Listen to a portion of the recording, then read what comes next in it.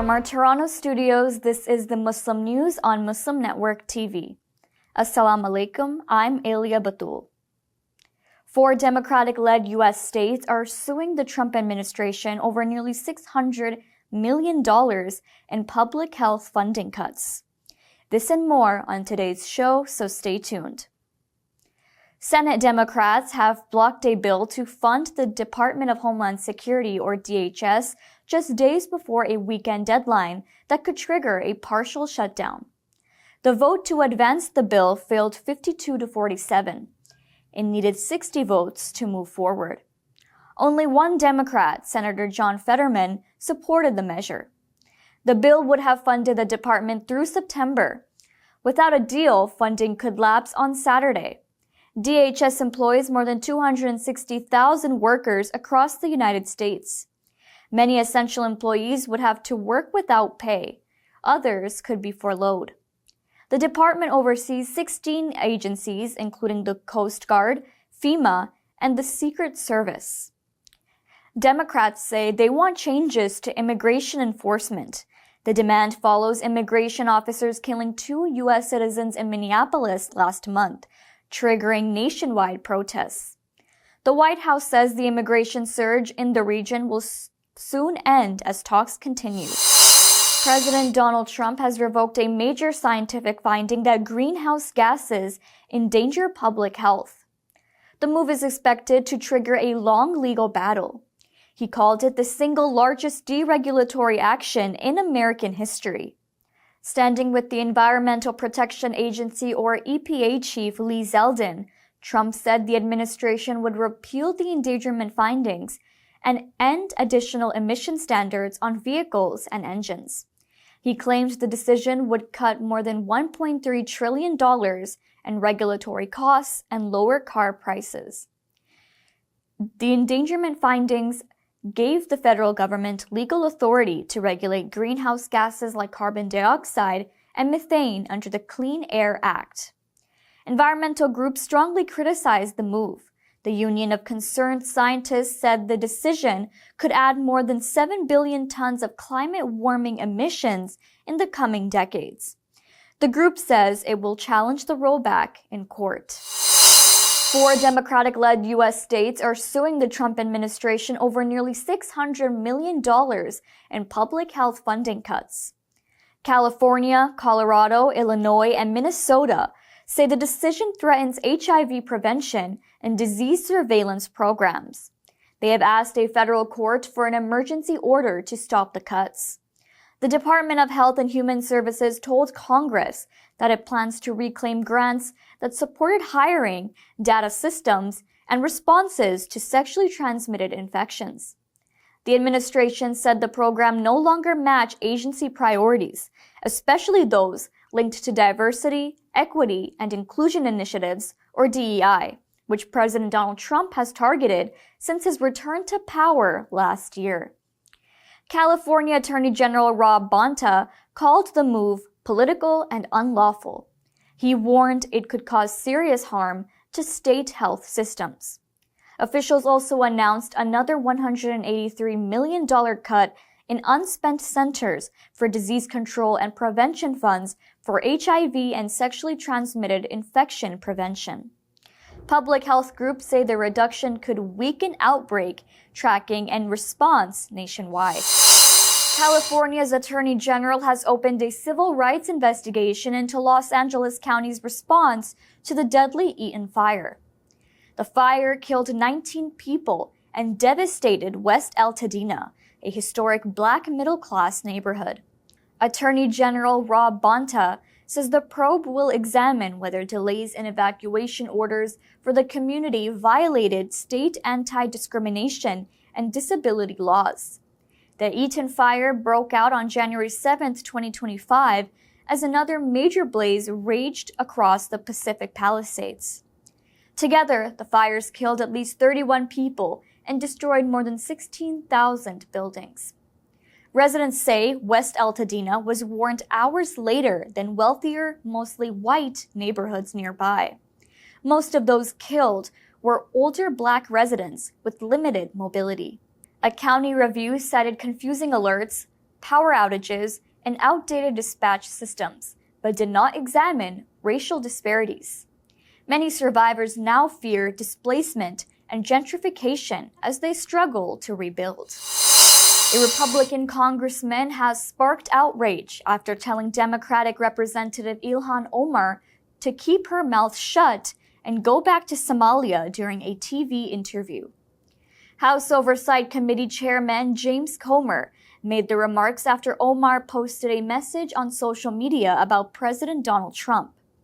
In the post, Omar accused Trump of links to pedophilia and referred to the Epstein files. She wrote that in Somalia, such crimes are punished harshly, while in the United States, such people can be elected. Her comments came after Trump called her a fake congresswoman in a separate interview. Comer accused Omar of financial wrongdoing. He also alleged fraud in social programs linked to Somali communities. Civil rights groups have criticized the remarks, saying the comments were racist and targeted her immigrant background. The number of Palestinian women held in Israeli prisons has risen to 66, including 3 children. According to the Palestinian Prisoners' Media Office, Israeli forces detained 10 women in recent days, including a minor. It says the most common charge is alleged incitement on social media. The group says arrests of women have increased since Israel launched its genocidal campaign on Gaza in October 2023. Most of the female detainees are being held at Daman prison in northern Israel. Others are in interrogation centers, the statement says.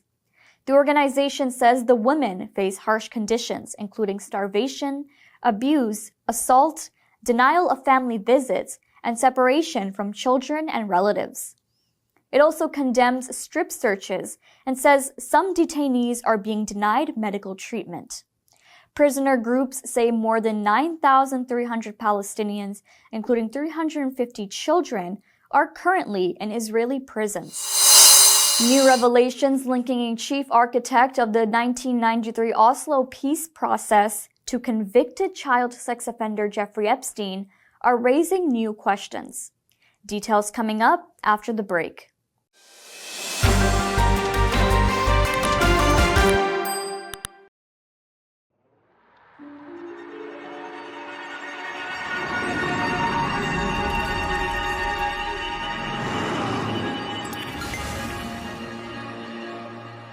My name is Layla.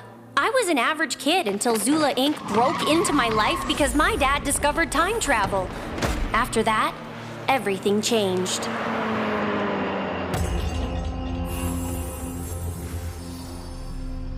You're the new girl Layla, right? Whoa! What if I don't fit in? Abdullah! Do I hear my name? Welcome to Vancouver, cuz. Whoa!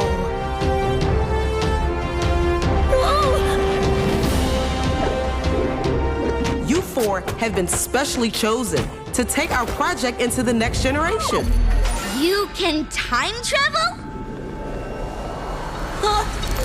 Abdullah! No! Abdullah! Where? Do you really think I don't know why we had to leave Seattle, Mama? Now here, keep these close. These should never leave your wrist.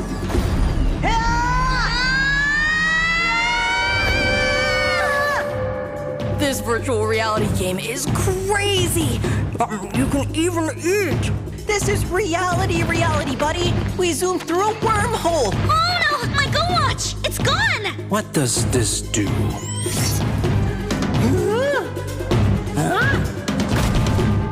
That's Al-Khwarizmi. You know, the father of mathematics. It's because of him we have algorithms.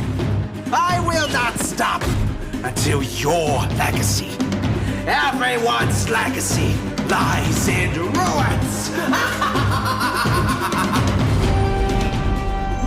Of course it was you. You little rascals ruined everything. Your fate will be great.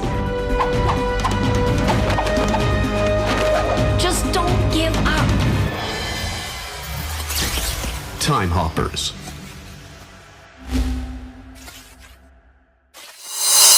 A British court has ruled the government's decision to ban a Free Palestine group as a terror organization was unlawful. The High Court in London said the government's move to outlaw Palestine action was not legally justified.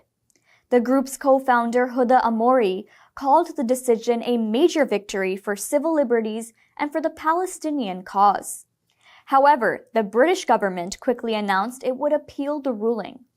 Home Secretary Shabana Mahmood said she disagrees with the judgment and intends to challenge it in a higher court. Despite the ruling, the ban will stay in force while the appeal process moves forward. It is still a criminal offense to support or join the group. A new hearing is set for February 20th to decide whether the government's appeal can proceed. The legal battle could continue for months or even years. Analysts say the case has intensified debate in Britain over free speech and protest rights during Israel's ongoing genocide in Gaza. A mosque in the Irish city of Limerick was damaged in a suspected late-night arson attack. Fire crews took about 40 minutes to control the blaze at the Islamic Cultural Center. Police have opened an investigation and are searching for those responsible. The Council on American Islamic Relations, the largest Muslim civil rights group in the United States, condemned the attack. CARE expressed solidarity with the Muslim community in Ireland. The organization said all attacks on houses of worship must be investigated thoroughly and denounced by political and religious leaders. CARE noted it had issued similar statements last year after an alleged right-wing plot targeting a mosque in the Irish city of Galway. It also supported Muslims in Scotland after hate graffiti was found on a mosque there. The group urged community leaders to follow its safety guidelines for mosques and other houses of worship. New revelations linking a chief architect of the 1993 Oslo peace process to convicted child sex offender Jeffrey Epstein are raising new questions about the credibility of the negotiations. The documents show Norwegian diplomat Terje Rod Larsen had financial and personal ties to Epstein. Rod Larsen was a key architect of the secret talks between Israel and the Palestinian Liberation Organization, or PLO, that produced the Oslo Accord. It was the first agreement meant to create a path towards a two-state solution between Israelis and Palestinians. Reports say Epstein lent him about $130,000 in 2013. Epstein also reportedly left $5 million each to Rod Larsen's two children. Investigators say Rod Larsen helped young Russian women linked to Epstein obtain U.S. visas by claiming they were researching with extraordinary abilities. Some were later identified as trafficking victims. The revelations have unsettled the diplomatic community. Rod Larsen's wife, also an Oslo negotiator, resigned as Norway's ambassador after the disclosures. Palestinian leaders say the scandal deepens long-standing doubts about the fairness of the Oslo peace process. The United States has reaffirmed support for Bosnia and Herzegovina's territorial integrity and the 1995 Dayton Peace Agreement. The support came after Bosnian Serb leader Milorad Dodik's repeated calls for secession. The State Department said Washington will continue using diplomatic tools to protect stability and oppose actions that threaten the country's unity. Officials urged all political leaders to focus on stability and prosperity for their citizens. The statement followed a meeting between Deputy Secretary of State Christopher Lando and Bosnian Presidency Chair Zeljko Gomšić. They discussed political stability, economic ties, and a gas pipeline project aimed at boosting energy security. The talks came days after Dodik visited Washington and renewed calls for the independence of Republika Srpska. He said he expected support from President Donald Trump's America First approach. Dodik was previously sanctioned by the U.S. for corruption and destabilizing actions. The 1995 Dayton Agreement ended the Bosnian War and created the country's current two-entity structure. Police in Australia have admitted Muslim worshippers had permission to pray after a video showed officers dragging them during a protest against a visit by Israel's president. This came after videos showed police dragging men as they prayed during a demonstration against Isaac Herzog's visit.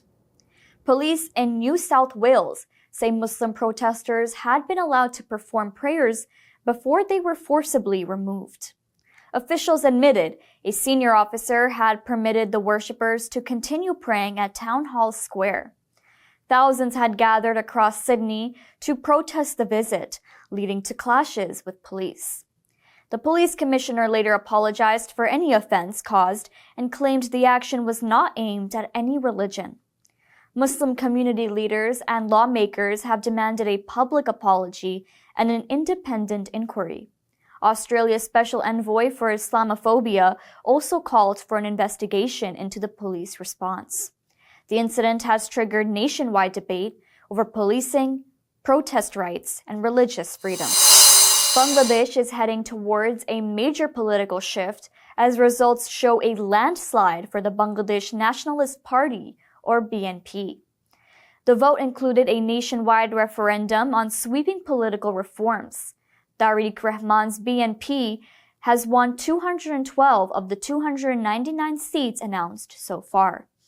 According to unofficial results from the Election Commission, the Jamaat-e-Islami-led alliance has secured 77 seats. The majority mark in the 300-member parliament is 151 seats, giving the BNP a clear path to form the next government on its own. The election marks a dramatic political comeback for Rahman, who returned to Bangladesh in December after 17 years in exile in Britain. The 60-year-old leader is the son of former President Ziaur Rahman and former Prime Minister Khalida Zia. Alongside the parliamentary vote, Bangladesh also held a referendum on major political reforms. More than 60% of voters supported the changes, including term limits for prime ministers, stronger checks on executive power, and the possible return of a caretaker government system to oversee future elections. Observers say results mark BNP's biggest victory in years and could reshape Bangladesh's political system. A new baby sling is turning sunlight into treatment for newborn jaundice. The lightweight carrier called Biliroo filters sunlight to make it safe for therapy.